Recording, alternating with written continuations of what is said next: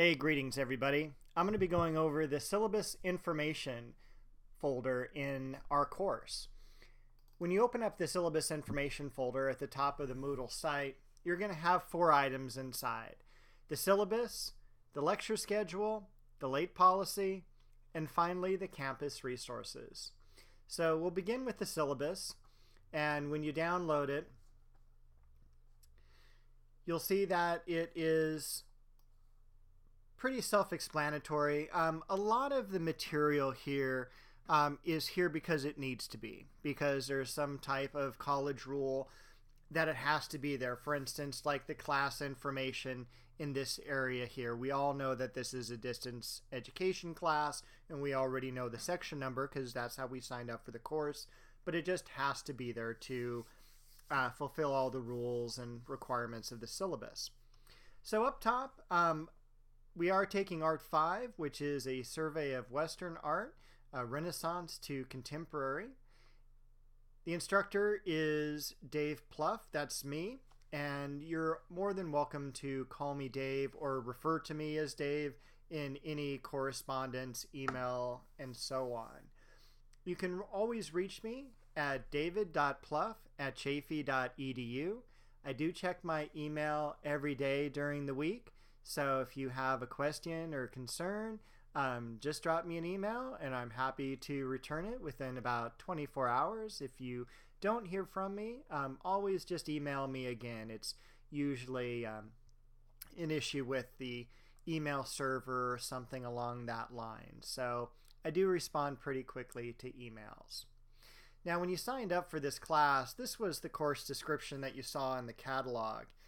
Where it says that this is a survey of architecture, sculpture, and art of past cultures of the Western world, from the Renaissance through the modern period. And to me, that was never a really good description of the course. So I did my own course overview, which I think explains it a little bit better. That this course covers material from the early Renaissance, which starts around the year 1300, and it goes all the way to the beginnings of the contemporary era. And there's an area in here, whether we call this modern art or contemporary art, this ends right around 1950.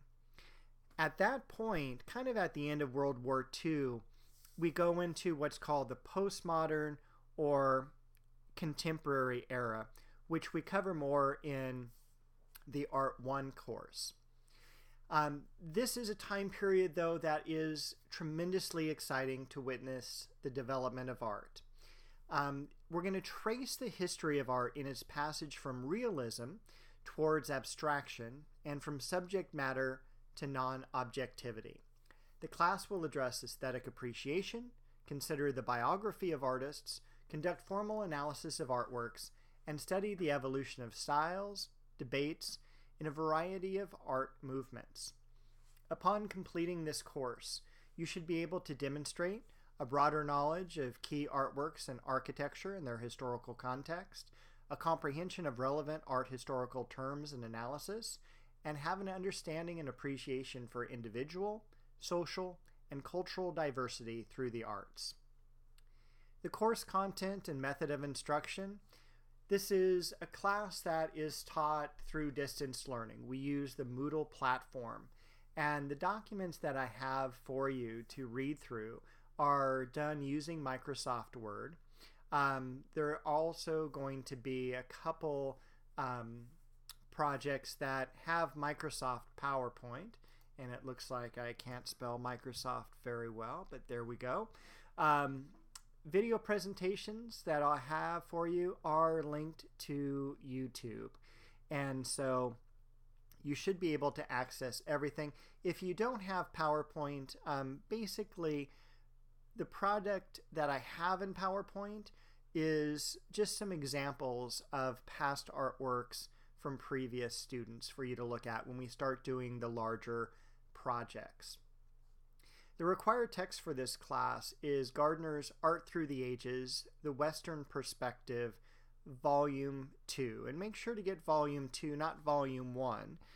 Volume 1 covers the ancient civilizations such as Greece and Rome and Egypt.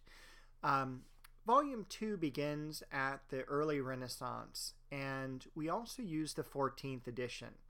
Now, there are older editions, there's even a newer edition, but as far as this course is concerned, when I talk about the page numbers or the artworks, that all deals specifically with the 14th edition. Can you get the older editions to save money? As far as I'm concerned, absolutely. I probably wouldn't go back too far, but if you start to get like the 11th or 12th edition, most of the information in those books are very, very similar. The price is going to be a lot more affordable, and just make sure to have it shipped to you in a relatively short length of time, and I think you'll be just fine. If you do want to get the 14th edition, you can buy it online. You can buy it at the Chafee bookstore. Either way will work just fine. As we go on to the projects, we have 5 projects over the course of the semester, and you're expected to complete each and every one of them. There's never a project that's really too difficult, provided you give yourself enough time. The 3-part patronage project, which I'll go over in detail during the semester, is going to fulfill the GE writing requirement for the course, so that is extremely important that you complete that project. The due dates for all projects, you can find those on Moodle, the lecture schedule, the late policy, as well as the individual project instruction sheets.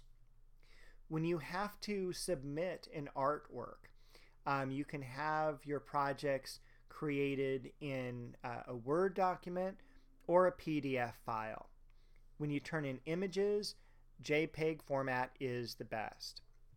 Now, please don't use the dot pages or the dot text to send information in. When it goes into the Moodle system, Moodle just doesn't know how to transfer that into a really good program.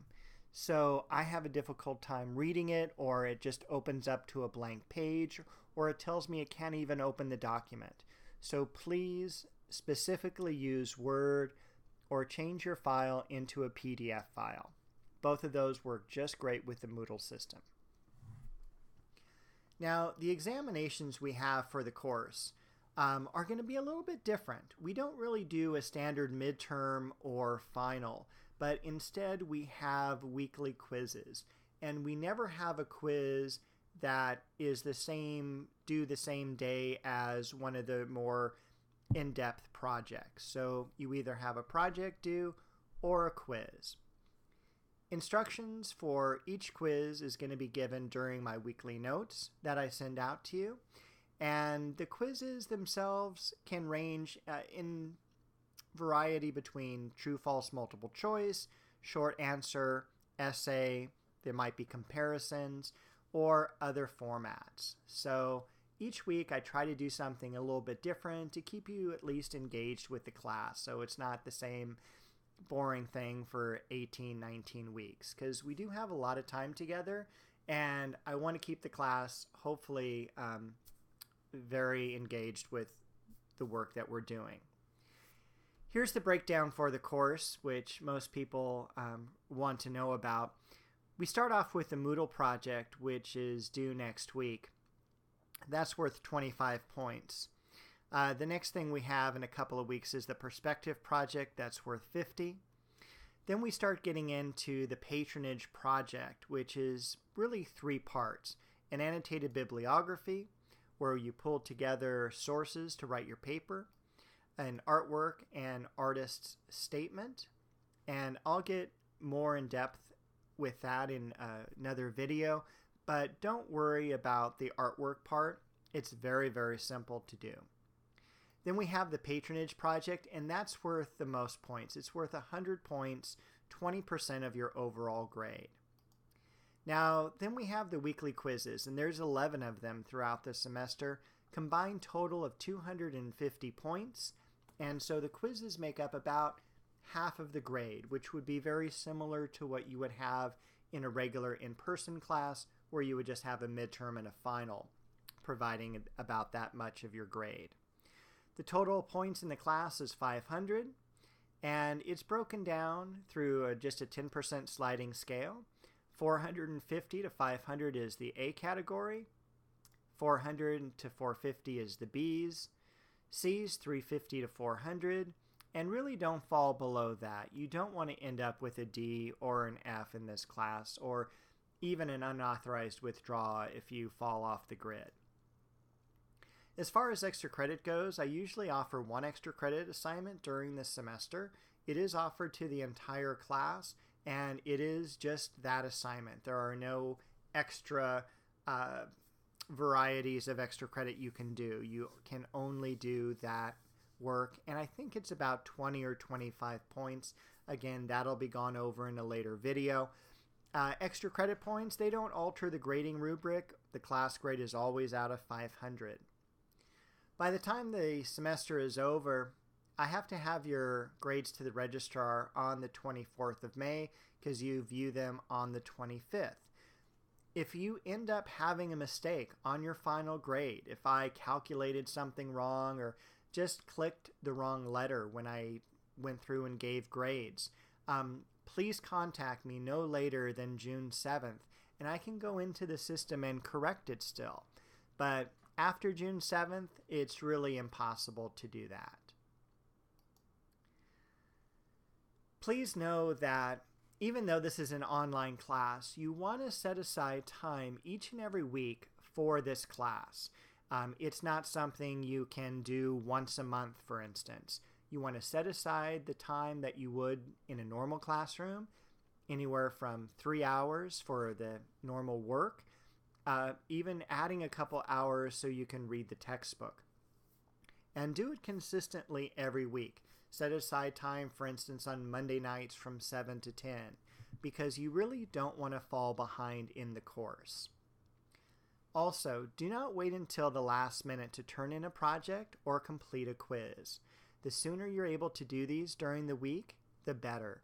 A lot of times I have students pulling in their projects last minute, literally the last minute of Sunday evening, or trying to do the quiz at that time, and then they come up against some type of struggle. The quiz doesn't open, or the project can't be uploaded.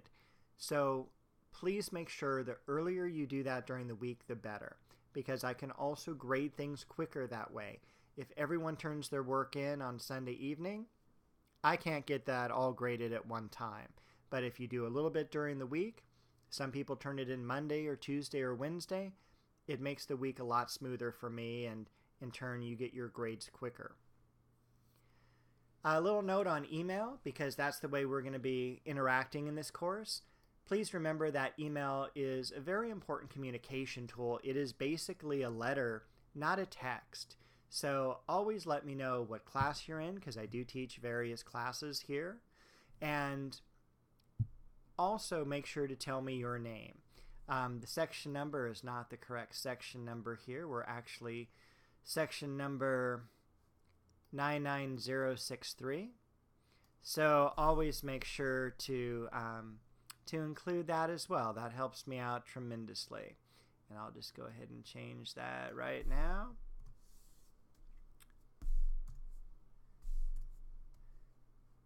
And again, you can email me at david.pluff@chaffey.edu. Even though we are an online class, we still take into account cheating and plagiarism. And academic dishonesty, is defined as an intentional act of deception in which a student seeks to claim credit for the work or effort of another, or uses unauthorized materials or fabricated information in any academic work. This could include cheating, fabrication, assisting in dishonesty, tampering, and plagiarism. Both myself and Chaffey College have a zero-tolerance policy. Violation could result in a failing grade for the assignment, a failing grade for the course, expulsion from the school, or you could even be brought before a judicial review panel. If you ever have any questions about this, you can look at the policy on academic honesty, or you can ask me as well. Since this is an art class, I do have to read the art class content disclaimer to you, that in this study, students can expect to encounter and critically appraise materials that may differ from and perhaps challenge familiar understandings, ideas, and beliefs. Art classes frequently include physical nudity, content and imagery that may be considered controversial, offensive, or in conflict with some ethical or religious beliefs. Diverse ideas will be discussed with civility and cooperation.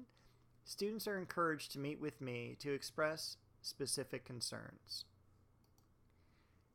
And then finally, just a note on Moodle. This is a really integral part of the class, especially with distance education.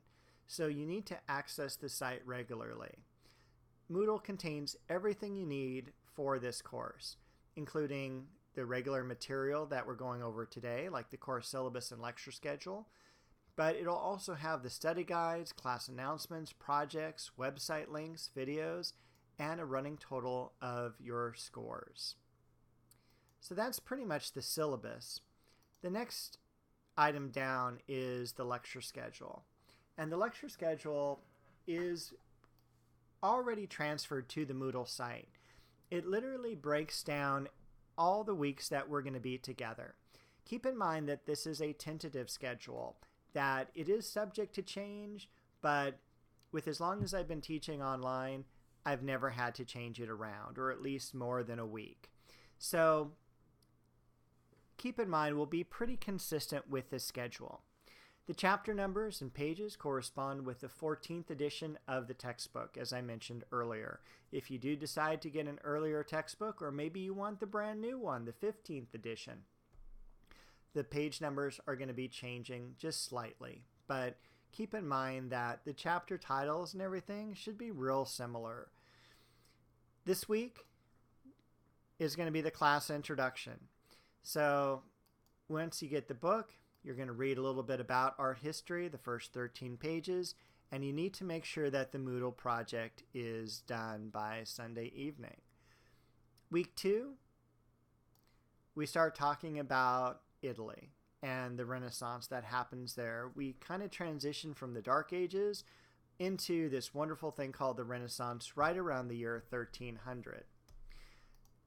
Again, we have chapter 14, which is actually the first chapter in volume 2, and then the page numbers, and we'll have a quiz that will be posted as well. And the quiz, these open on Monday, so that quiz will be open on January 15th, and it will close right around midnight, usually about 5 minutes prior, on January 21st.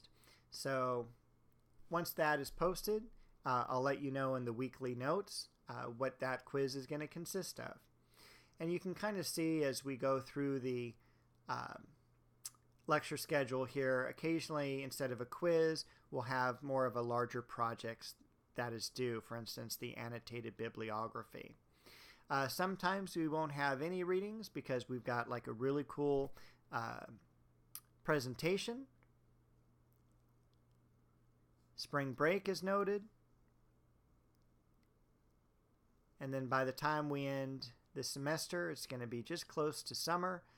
May 14th is really our last day, and that is a Monday. That's the day of the final, and we don't have, again, a final per se. It's just going to be another quiz. The third and last file I'm going to go over are the late policies. And we have projects here listed for all the days. You can kind of see that they're spaced out. I try not to really load you up with too much work at one time. But because the way that this class is set up, I don't accept late work. If for some reason you have a scheduling conflict with any of the above dates, drop me an email, let me know, and see if we can work something out. Most likely I'll have you turn a project in early. That tends to work. I usually have a student or two that might be getting married, for instance, or going on a honeymoon, or something to do with work. And so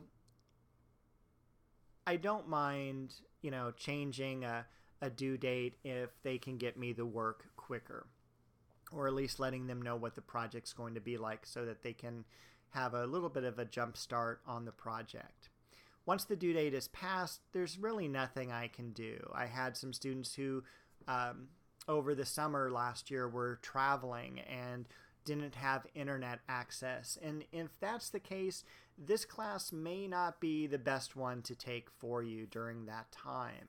So you do, even though that this is an online class, you do have to be very consistent. And I know I also have a lot of students who take this class who are in the military. And if you are stationed at an area where it has spotty internet access, you may want to wait on this class until you're at a site that has consistent internet access. Once the assignments are completed, they can't be redone for higher scores. When you get your projects graded, make sure to verify your grades on Moodle, because mistakes can happen. So if you think, for instance, something is wrong where you took a quiz and you thought the quiz said that you got a perfect score, and when you go online and check it, there's only you only got 20 points out of 100, then that's something you need to bring up to me. I can't tell you I've really had an issue with this in online classes. It's pretty straightforward. But keep in mind that the Moodle site is the official gradebook for this class. So for instance, if you have a 0 for an assignment, ask me and I will make sure that that 0 is correct, or something along that line. Make sure to not throw away or delete any of your assignments until the final letter grades are posted. That's good practice for any of your courses. And finally, makeup policies. Just keep in mind that for the quizzes, they open on Monday morning and you have until the following Sunday to complete them. But you need to make sure that they're done during that time. Once the quizzes are closed, I can't really reopen them. So please make sure you know about the cutoff times. And again, I always urge you to do this earlier in the week rather than later in the week. And that is for not only to help me out in terms of grading, but what happens if you end up catching the flu or some type of sickness on Saturday and Sunday and you can't get the work done, or there's a family emergency, or you're called out of town, or you just kind of want the weekend for you. So make sure to do these projects and quizzes early on in the week. That helps you out a lot.